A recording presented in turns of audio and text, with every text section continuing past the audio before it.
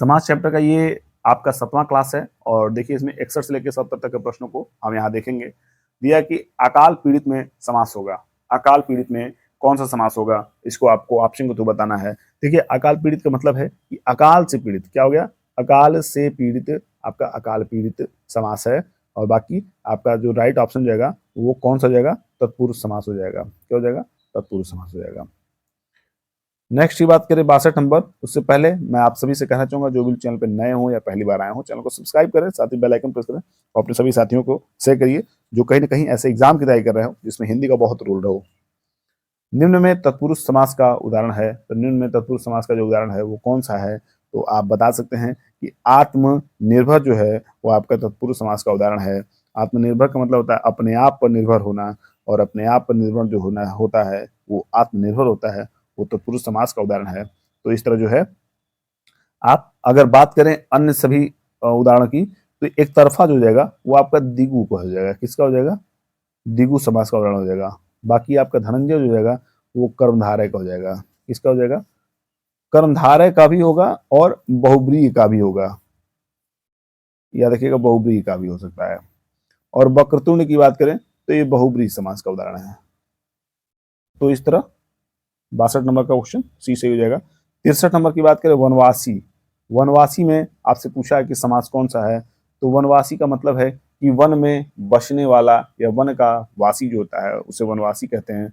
Right option जो जाएगा वो तत्पुरुष हो जाएगा।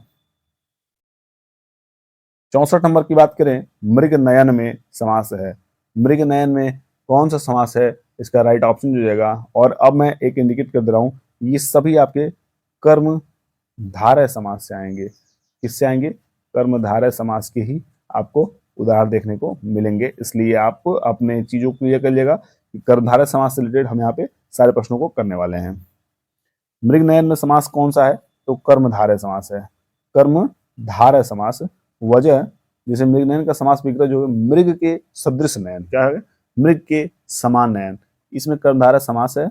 और कर्मधारय समास में समानता एक पद विशेषण और दूसरा पद विशेष होता है। जैसे अगर मैं थोड़ा समझ लूँ आपसे, तो मान लीजिए ये पहला पद है और ये दूसरा पद है, तो पहला पद जो हैगा वो विशेषण हो जाएगा। क्या हो जाएगा, विशेषण, विशेषण हो जाएगा। और आप अगर ध्यान दें तो ये आपका विशेष हो जाएगा। ठीक है, तो ये विशेषण श्रेणी में आएगा, ये विशेष श्रेणी में आएगा।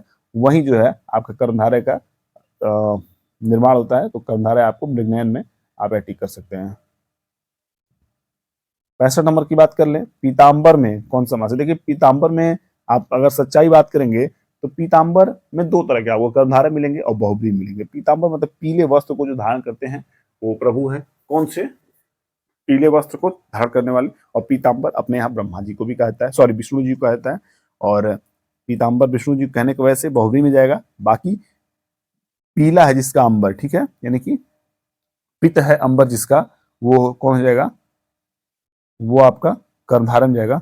और बाकी थोड़ी सी मुझसे जो गलती हुई है वो मैं बता दूं कि जो पीला है अंबर जिसका, अर्थात यहाँ पे श्री कृष्ण के रूप में किया जाए तो ही ये बहुब्रीहि में जाएगा। तो जो विष्णु जी मैं नाम ले रहा था वो गलत था, यहाँ पे आपको श्री कृष्ण जी को याद करना होगा कि उन्हीं को जो है पीताम्बर हम कहते हैं।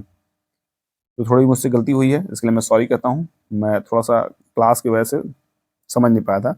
और 66 नंबर का जो क्वेश्चन है कि चरण कलम, चरण कमल, सॉरी चरण कमल में कौन सा समास है, तो कर्मधारय, बहुब्रीहि, द्वंद्व, तत्पुरुष। तो कौन सा जाएगा, कर्मधारय।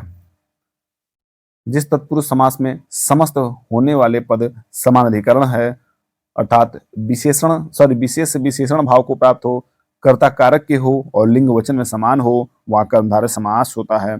घनश्याम, चरण कमल, महापुरुष, सद्भावना आदि कर्मधारय समास के उदाहरण हैं।